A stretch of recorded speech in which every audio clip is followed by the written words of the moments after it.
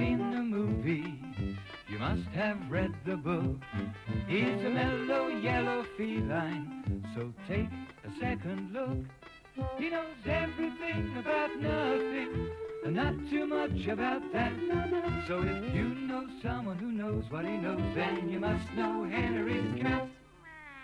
Henry's cat was watching advertisements on television.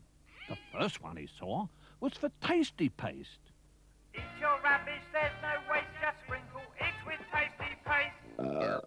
Ow, what a brilliant idea, thought Henry's cat, and wondered why no one had thought of it before. The next advertisement was for a washing powder.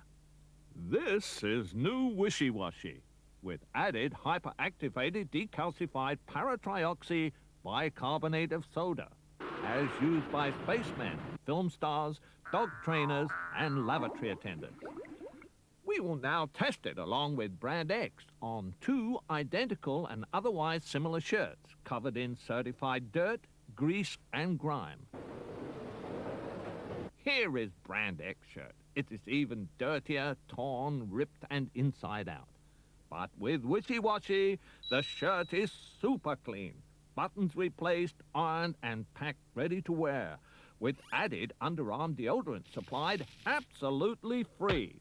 And that's not all, folks. Collect the labels from 3 packets and you get a signed photograph of Shakespeare, a matched pair of reversible plasticine earrings, a left-handed screwdriver, a wind-up reciprocating toy rabbit with accompanying wind-up carrot, 2 tickets to Alaska in the off-season, a rubber corkscrew, and a large pack of second-hand tea bags. So hurry, hurry while stocks last. Wish away your wash day troubles with magic wishy-washy bubbles. It only takes you half the time to banish dirt and grease and grime. Henry's cat thought that was a very good advertisement, especially the song that went with it. Well, at that moment, Chris Rabbit arrived. Henry's cat asked Chris how they did the songs for the advertisements. Oh, it's easy! It's easy! You have to think up words that rhyme. For example, if I was writing a song for soap, our soap is very soapy, and if you don't buy it, then you're dopey. Oh, I'm sure that would sell lots of soap. You should take it up and make a lot of money, said Henry's cat. I think I will! I think I will! You can be my manager, said Chris. It seemed a very exciting idea. Henry's cat then went home and wrote down all the names of the television companies and sent them all letters which said, "Oh, dear sir or madam, my client, Chris Rabbit, is very good at jingles. Please send us lots of jobs. Yours very jingly, Henry's cat." Well, the very next day, Henry's cat got a reply saying, "Dear Henry's cat, we sell penknives for Boy Scouts. Could you do a nice jingle for us? Yours in anticipation, Cyril Chipper." They immediately got on their bike and went off and met Mr. Chipper himself. "Oh, hello, I'm Henry's cat, and this is Chris Rabbit, jingle writer extraordinaire." "Hey, I'm glad to meet you, I'm sure. We've been having very bad time with our penknives, we have. Do you think you could sell them for us?" Oh yeah, leave it to me. Just leave it to me. Well, Mr. Chipper was convinced. He gave them a bag of chocolate buttons on account and booked a TV studio for them. A few days later, Henry's cat and Chris Rabbit sat down to watch their television advert.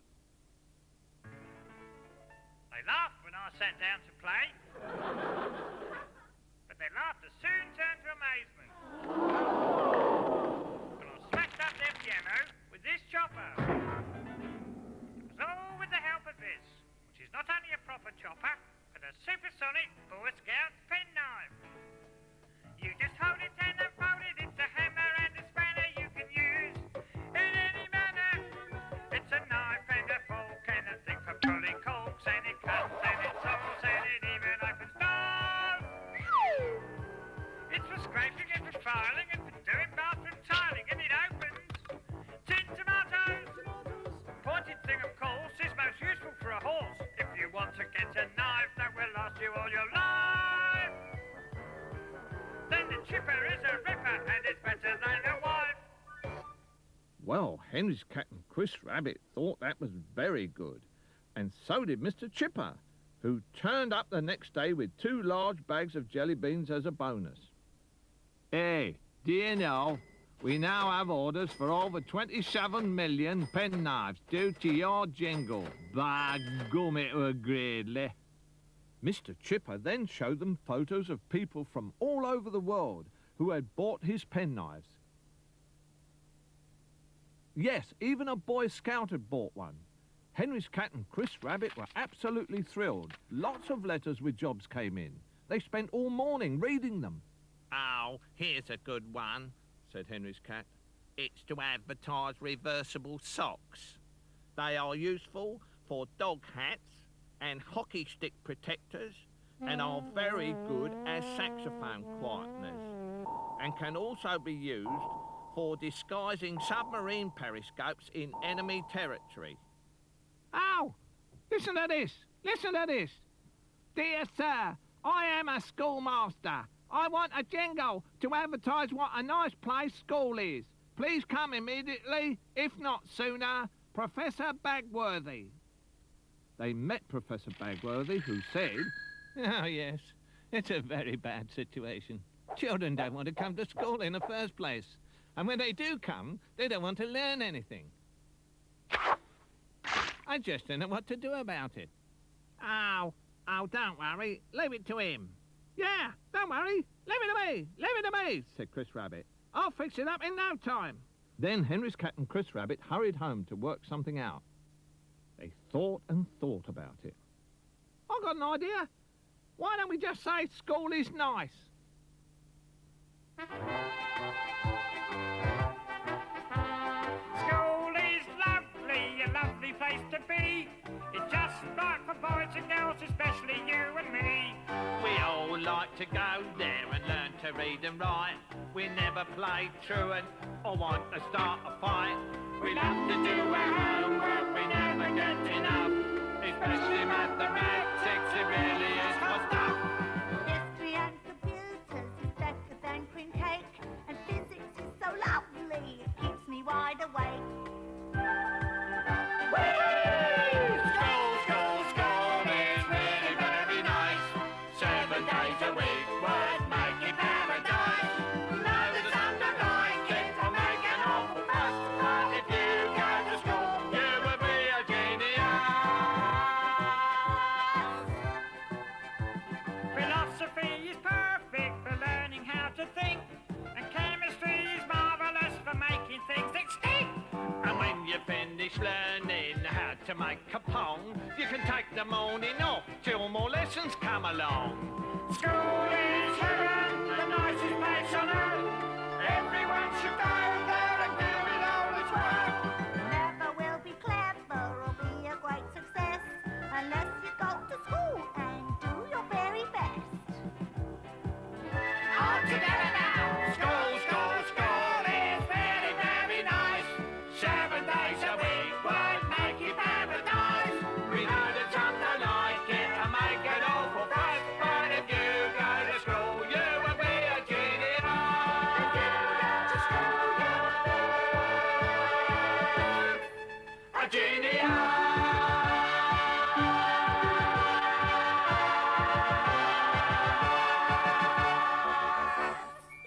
Well, they were such a success that children everywhere just couldn't get to school fast enough.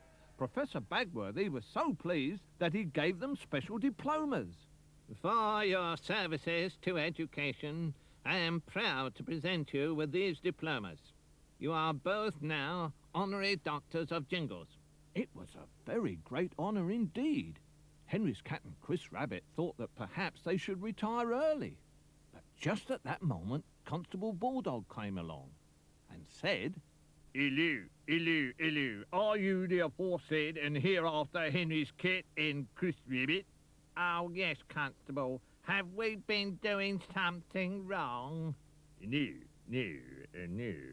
In fact, I have a letter here from the Prime Minister herself saying, Dear Police Force, if you can't stop crime, please get Henry's cat and Chris Rabbit to help out. Yours lawfully, the Prime Minister. Well, what a surprise. This was a very big job. They had to think up a really good idea on this one. Oh, I think I've got a really good idea. Oh, what is it? What is it? Why don't we have a National No Crime Day so all the criminals can have a holiday? Oh, that's very good. That's very good.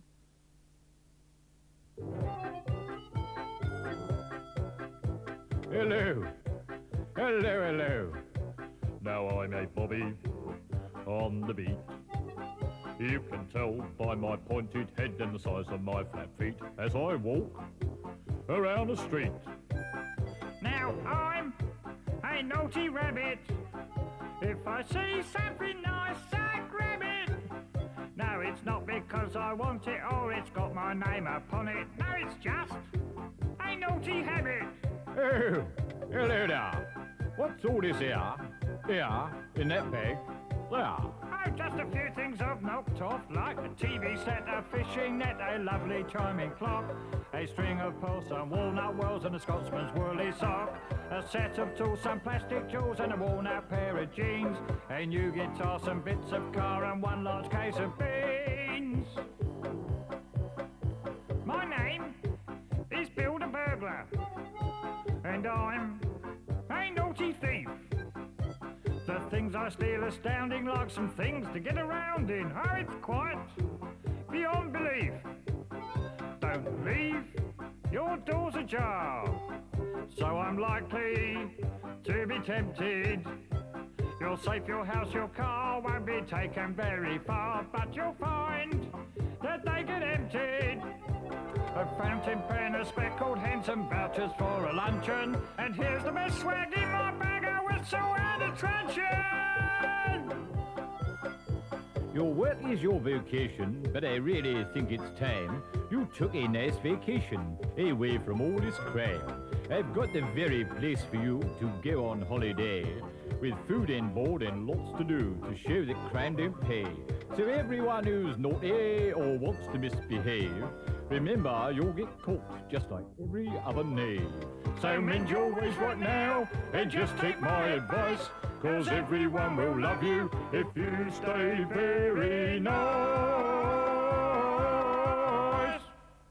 Well, it was a very good advertisement for No Crime Day. In fact, it was too good. On the news that night, they announced that no crimes had been committed at all anywhere. The chief of police came on television and said that he'd given all his policemen the day off. But there was soon another problem. Judges, jailers and people who sold locks and burglar alarms, people who sold insurances and security things, and people who checked identity cards and that sort of thing, in fact, all people who earned their livings from crime, were now all out of work. But the chief of police had it all worked out. He got them jobs in amusement parks, didn't he?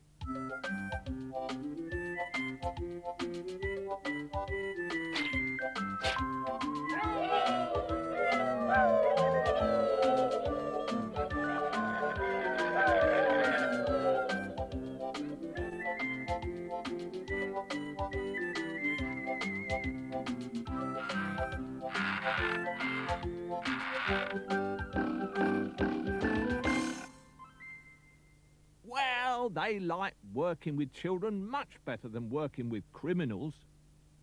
Oh, well, they always say crime doesn't pay, said Henry's cat. Oh, it does if you write jingles about it. It does if you write jingles about it, said Chris. Henry, Henry, you must know Henry's cat. You must have seen the movie, you must have read the book. He's a mellow yellow feline, so take a second look. He knows everything about nothing, and not too much about that. So if you know someone who knows what he knows, then you must know Henry's cat. Then you must know Henry's cat.